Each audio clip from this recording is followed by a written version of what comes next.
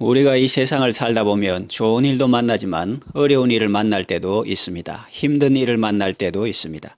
병들어 아플 때도 있고 고난당할 때도 있습니다.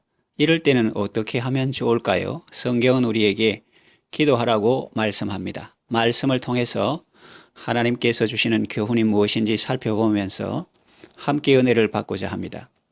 첫째로 각자 기도하십시오. 13절 너희 중에 고난당하는 자가 있느냐 그는 기도할 것이요 즐거워하는 자가 있느냐 그는 찬송할지니라 그랬습니다. 고난당할 때는 기도하고 즐거울 때는 찬송해야 합니다.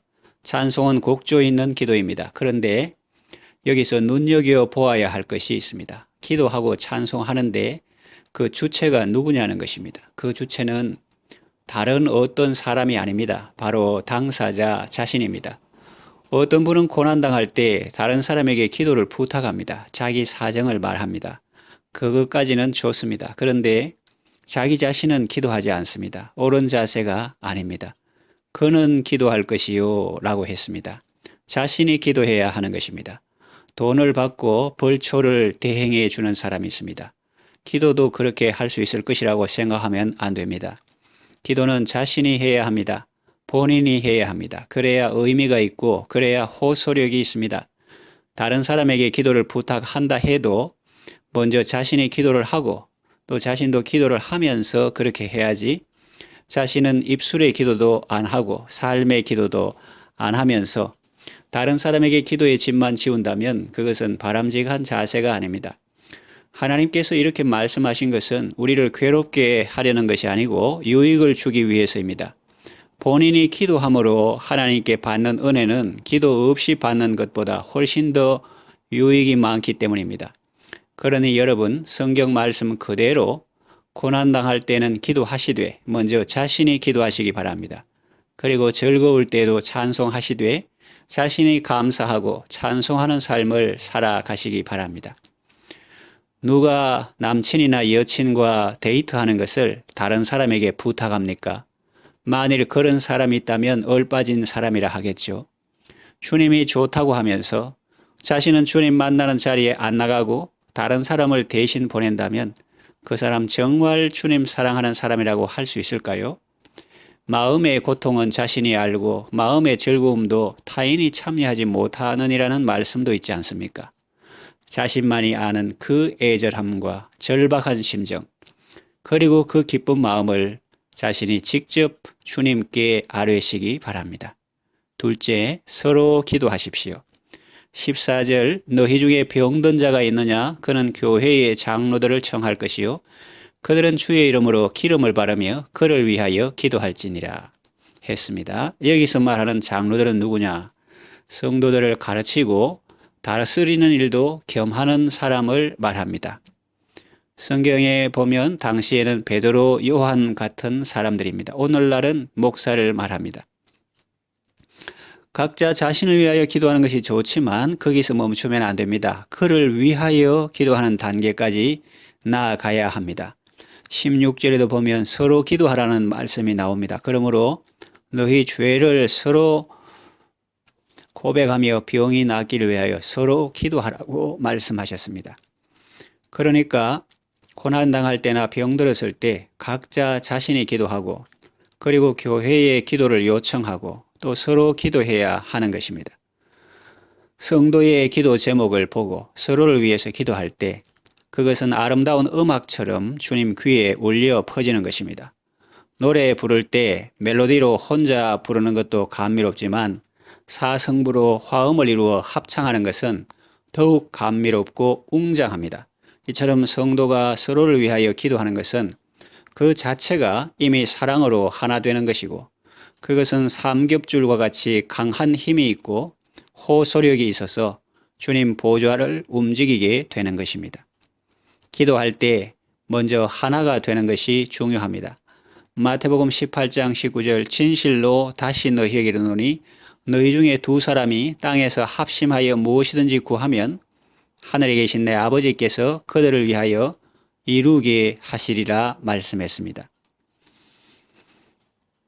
그래서 마음을 합하여 기도하는 것이 중요하죠. 부부가 하나 되는 것이 중요하고 또 자녀와 하나 되는 것이 중요하고 성도들이 하나 되는 것이 중요합니다. 십자가의 피로 중간에 막힌 담을 허시고 화평을 이루신 예수님의 마음이 필요합니다. 사람들과 하나 되는 것도 중요하고 하나님과 하나 되는 것은 더욱 중요합니다. 죄를 회개하면서 기도해야 합니다. 너희 죄를 서로 고백하며 병이 낫기를 위하여 서로 기도하라고 말씀하셨습니다. 셋째로 믿음으로 기도하십시오. 16절 하반절에 보면 의인의 간구는 역사는 힘이 크다고 했습니다. 그리고 이어서 엘리야의 예를 듭니다. 그는 우리와 성정이 같은 사람인데 간절히 기도할 때 하나님이 그 기도를 들으시고 응답하셨다는 내용이죠.